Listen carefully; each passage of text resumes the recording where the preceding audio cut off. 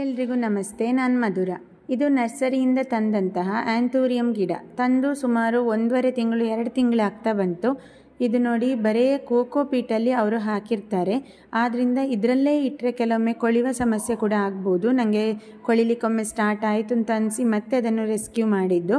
ಆದ್ದರಿಂದ ಇವತ್ತು ಇದನ್ನು ರೀಪಾಟ್ ಮಾಡ್ತಾ ಇದ್ದೇನೆ. ಹೂ ಕಂಟಿನ್ಯೂಸ್ ಬರ್ತಾ ಇದೆ. ನಾನು ಸಗಣಿ ನೀರನ್ನು ಗೊಬ್ಬರವಾಗಿ ಕೊಡ್ತಾ ಇರುವಂಥದ್ದು. ಆದರೂ ಕೂಡ ನಾನು ಇದನ್ನು ರೀಪಾಟಿಂಗ್ ಮಾಡಿಕೊಂಡ್ರೆ ನಮ್ಮ ವೆದರಿಗೆ ಏನು ಸಮಸ್ಯೆ ಆಗದ ಹಾಗೆ, ಕೊಳೆಯದ ಹಾಗೆ ಇದು ಬೆಳಿಲಿಕ್ಕೆ ಸಹಾಯ ಮಾಡ್ತದೆ. ನರ್ಸರಿಯಿಂದ ತಂದು ಸುಮಾರು 1 ತಿಂಗಳು ನಾವು ಇದೇ ಪಾಟ್ನಲ್ಲಿ ಇಡಬಹುದು, ಏನು ಸಮಸ್ಯೆ ಇಲ್ಲ. ಇದಾದ ನಂತರ ರೀಪಾಟಿಂಗ್ ನಾನು ಹೇಗೆ ಮಾಡ್ಕೊಳ್ತೇನೆ ಅನ್ನೋದನ್ನು ಈ ವಿಡಿಯೋದಲ್ಲಿ ನೀವು ನೋಡ್ಬೋದು. ರೀಪಾಟ್ ಮಾಡಲಿಕ್ಕೆ ನಾನು 6.5 ಇಂಚಿನ ಪಾಟನ್ನು ತಗೊಳ್ತಾ ಇದ್ದೇನೆ. ಆಲ್ರೆಡಿ ಯೂಸ್ ಮಾಡಿರುವ ಪಾಟ್, ಆದ್ದರಿಂದ ನಮಗೆ ಮಣ್ಣು ಕಾಣ್ಬೋದು. ಇದಕ್ಕೆ ಕೆಳಭಾಗದಲ್ಲಿ ತೆಂಗಿನ ನಾರೆ ಅಥವಾ ನಾವು ತೆಂಗಿನ ಸಿಪ್ಪೆ ತೆಗೆಯುವಾಗ ಏನು ಸಿಗ್ತದೆ ಆ ನಾರನ್ನು ಕೆಳಗಡೆ ಒಂದು ಪದರವನ್ನಾಗಿ ಹಾಕ್ಕೊಳ್ಳುವಂಥದ್ದು. ಹೀಗೆ ಮಾಡೋದ್ರಿಂದ ಡ್ರೈನೇಜ್ ಚೆನ್ನಾಗಿ ಆಗ್ತದೆ, ನೀರು ನಿಲ್ಲುವುದಿಲ್ಲ ಯಾವ ಕಾರಣಕ್ಕೂ.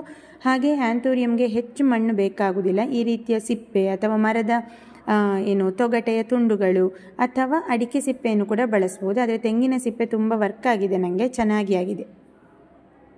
ನಂತರ ಇದಕ್ಕೆ 1 ಪದರದಷ್ಟು ಸುಡುಮಣ್ಣು, ಅದಕ್ಕೊಂದು ಸ್ವಲ್ಪ ಕಾಂಪೋಸ್ಟ್ ಸೇರಿಸಿದ್ದೇನೆ. ಸುಡುಮಣ್ಣಾದರೆ ಕಾಂಪೋಸ್ಟ್ ಸೇರಿಸದಿದ್ರೂ ಏನು ಸಮಸ್ಯೆ ಆಗೋದಿಲ್ಲ.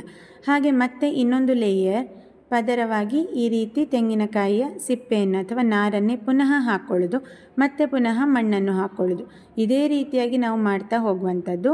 ಹಾಗೆ ಇದರ ಬೇರುಗಳಿಗೆ ಪೆಟ್ಟಾಗದ ಹಾಗೆ ಸ್ವಲ್ಪ ಇದನ್ನು ಒತ್ತಿಕೊಂಡ್ರೆ ಬರ್ತದೆ ನೋಡಿ. ಬೇರುಗಳು ತುಂಬ ಬಂದಿರ್ತದೆ. ಹೀಗಾದರೂ ಕೂಡ ನಂತರ ನಮಗೆ ಸ್ವಲ್ಪ ದಿನದ ನಂತರ ಇದರಲ್ಲಿ ಹೂ ಆಗೋದು ಕಡಿಮೆ ಆಗ್ತದೆ. ಆದ್ದರಿಂದ ಎಕ್ಸ್ಟ್ರಾ ಇರುವಂಥ ಬೇರುಗಳನ್ನು ಕಟ್ ಮಾಡಿ ತೆಗಿಬಹುದು. ಅಂದರೆ ಪಾಟಿನ ಬದಿಯಲ್ಲಿ ಅಥವಾ ಕೆಳಗಡೆ ನೋಡಿ, ಈ ರೀತಿಯಾಗಿ ಬೇರುಗಳು ಸಿಕ್ಕುಗಟ್ಟಿದ ಹಾಗೆ ಇರ್ತದೆ. ಈ ಸಿಕ್ಕುಗಟ್ಟಿದಂತಹ ಬೇರುಗಳನ್ನು ನಾವು ಕತ್ತರಿಯ ಸಹಾಯದಿಂದ ಕಟ್ ಮಾಡ್ಕೊಳ್ಳೋದು. ಹೀಗೆ ಟ್ರಿಮ್ ಮಾಡೋದ್ರಿಂದ ಗಿಡಕ್ಕೆ ಏನೂ ಹಾನಿಯಾಗೋದಿಲ್ಲ. ಹಾಗಂತೇಳಿ ಅದು ಬೆಳೀಲಿಕ್ಕೆ ಸಹಾಯ ಆಗ್ತದೆ. ಹೆಚ್ಚಿನ ಬೇರು ಇದ್ದರೆ ಪಾಟಲ್ಲಿ ಬೆಳೆಯುವಂತಹ ಗಿಡದಲ್ಲಿ ಹೂಗಳು ಕಡಿಮೆ ಕೊಡ್ತದೆ. ಇದಾದ ನಂತರ ಇದರ ಸುತ್ತಲೂ ಇರುವಂತಹ ಸ್ವಲ್ಪವೇ ಸ್ವಲ್ಪ ಕೋಕೋ ಪೀಟ್ ಅಥವಾ ಮಿಶ್ರಣವನ್ನು ನಾನು ತೆಗಿತೇನೆ. ಇದರ ಬುಡಕ್ಕೆ ಯಾವ ರೀತಿಯ ಪೆಟ್ಟಾಗಬಾರ್ದು, ಹಾಗಾದರೆ ಗಿಡ ಸಾಯುವ ಚಾನ್ಸಸ್ ಕೂಡ ಇರ್ತದೆ. ಹೆಚ್ಚಾಗಿ ಚಳಿಗಾಲ ಅಥವಾ ಮಳೆಗಾಲದಲ್ಲೇ ರೀಪಾಟಿಂಗ್ ಮಾಡಿದರೆ ಒಳ್ಳೆಯದು. ಬೇಸಿಗೆಗಾಲ ಅಷ್ಟು ಸೂಟೇಬಲ್ ಅಲ್ಲ ಆ್ಯಂಥೂರಿಯಂಗೆ, ಅಂದರೆ ನಮ್ಮ ಪರಿಸರದಲ್ಲಿ, ಮಂಗಳೂರು ಪರಿಸರದಲ್ಲಿ. ನಂತರ ಆಗ ಹಾಕಿಟ್ಕೊಂಡಂತಹ ಪಾಟ್ ಏನಿದೆ ಅದಕ್ಕೆ ಇದನ್ನು ಇಟ್ಕೊಳ್ತೇನೆ. ತುಂಬ ಆಳವಾಗಿ ಇದನ್ನು ಇಟ್ಕೊಳ್ಬೇಕಾದ ನೆಸೆಸಿಟಿ ಇಲ್ಲ. ಆ್ಯಂಥೂರಿಯಂ ಗಿಡ ದೊಡ್ಡಾದ ನಂತರ ನಾವು ರೀಪಾಟಿಂಗ್ ಮಾಡುವಾಗ ಸ್ವಲ್ಪ 10 ಇಂಚಿನ ಪಾಟಿಗೆಲ್ಲ ಹಾಕ್ಕೊಳ್ಬೋದು. ಬಟ್ ಇದು ಸ್ವಲ್ಪ ಸಣ್ಣದಾಗಿಯೇ ಬೆಳೆಯುವಂಥದ್ದು.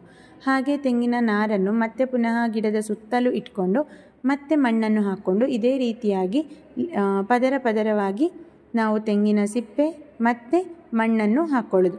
ಈ ರೀತಿಯಾಗಿ ಹಾಕಿದಾಗ ಆ್ಯಂಥೂರಿಯಂ ಗಿಡ ತುಂಬ ಚೆನ್ನಾಗಿ ಬರ್ತದೆ. ಹಾಗೆ 15 ದಿನಕ್ಕೊಮ್ಮೆ ಸಗಣಿಯ ನೀರನ್ನು ಹಾಕ್ಕೊಳ್ತೇನೆ ಅಷ್ಟೇ. ನನ್ನಲ್ಲೊಂದು 10ರಿಂದ 12 ಆ್ಯಂಥೂರಿಯಂ ಗಿಡಗಳಿದೆ. ನರ್ಸರಿಯಿಂದ ತಂದದ್ದು ಇದೆ, ಹಾಗೆ ನಾನು ಪರ್ಚೇಸ್ ಮಾಡಿದ್ದು ಇದೆ, ಲೋಕಲ್ ಕೂಡ ಇದೆ. ಎಲ್ಲದಕ್ಕೂ ಇದೇ ಮೆಥಡನ್ನು ನಾವು ಫಾಲೋ ಮಾಡಿದರೆ ಇದರ ಪಾಟಿಂಗ್ ಮಿಕ್ಸ್ ತುಂಬ ಹಗುರವಾಗಿರ್ತದೆ. ಆದ್ದರಿಂದ ನಮಗೆ ಆಚೆ ಈಚೆ ಈ ಗಿಡವನ್ನು ಅಥವಾ ಪಾಟನ್ನು ತಗೊಂಡು ಹೋಗ್ಲಿಕ್ಕೂ ಕೂಡ ಸುಲಭ ಆಗ್ತದೆ. ಕೊನೆಯಲ್ಲಿ ಮೇಲ್ಗಡೆಯಿಂದ ಮತ್ತೆ ಈ ನಾರನ್ನು ತುಂಡು ತುಂಡಾಗಿ ಮಾಡಿಕೊಂಡು ಇಟ್ಕೊಂಡು ನೀರು ಹಾಕ್ಕೊಂಡ್ರೆ ಆಯಿತು. ಹದವಾದ ಬಿಸಿಲಿನ ಜಾಗದಲ್ಲಿ ನಾನು ಇದನ್ನು ಇಡ್ತೇನೆ. ಹೆಚ್ಚು ಬಿಸಿಲಾದರೆ ಎಲೆಗಳು ಹಾಗೆ ಹೂಗಳು ಕರಟಿ ಹೋಗ್ತದೆ. ಕೊನೆಯಲ್ಲಿ ಮೇಲ್ಗಡೆಯಿಂದ ಸ್ವಲ್ಪ ಫಂಜಿಸೈಡನ್ನು ಸ್ಪ್ರಿಂಕಲ್ ಮಾಡ್ಕೊಳ್ತಾ ಇದ್ದೇನೆ. ನೀವು ಮಣ್ಣಿನ ಮಿಶ್ರಣಕ್ಕೂ ಕೂಡ ಫಂಜಿಸೈಡನ್ನು ಹಾಕ್ಕೊಳ್ಬೋದು. ಆಗ ನಮಗೆ ಫಂಗಸ್ ಬಂದು ಗಿಡ ಕೊಳ್ತು ಹೋಗೋದನ್ನು ತಪ್ಪಿಸ್ತದೆ. ನೆಕ್ಸ್ಟ್ ವಿಡಿಯೋದಲ್ಲಿ ಭೇಟಿ ಆಗ್ತೇನೆ. Thank you.